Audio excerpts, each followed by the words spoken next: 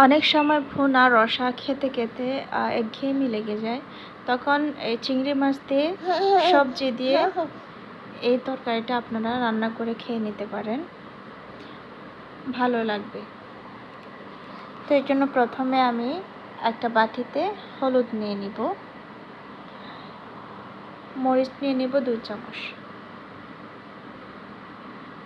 ধনিয়া নিয়ে নিব 1.5 চামচ মতো, একই পরিমাণে জিরা গুঁড়াটাও নিয়ে নিব। এবার এটাতে পানি দিয়ে আমি একটা পেস্ট বানিয়ে নেব।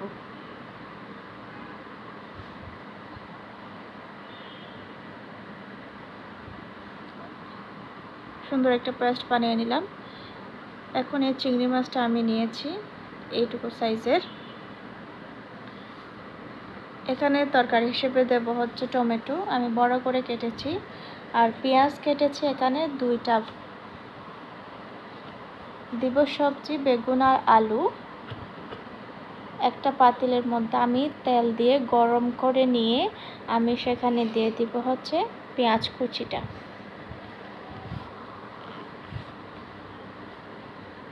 একটু লবণ দিয়ে দিচ্ছি।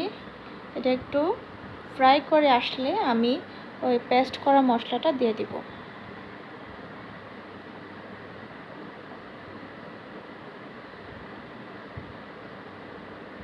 ভালোভাবে নেড়েচেড়ে দিচ্ছি। এখন এখানে মশলার বাটিটা অল্প পরিমাণ পানি নিয়ে ওই জলটা আমি এখানে দিয়ে দিব।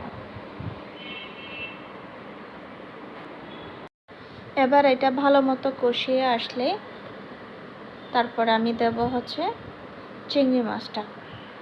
চিংড়ি মাছটাও আমি নেড়েচেড়ে একটু মশলার সাথে কষিয়ে নেব। তারপরে টমেটো দিয়ে দেব।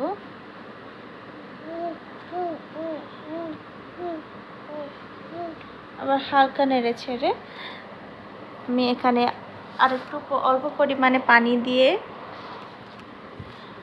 হচ্ছে তরকারিটা দিয়ে দিব। সবজিটা দিয়ে একটু নাড়াচাড়া দিব।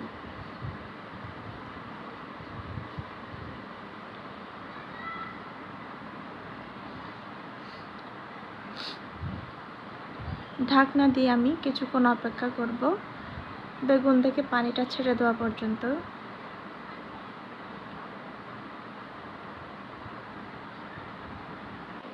এবার ঝোলের জন্য পরিমাণ মতো আমি পানি দিয়ে দেব।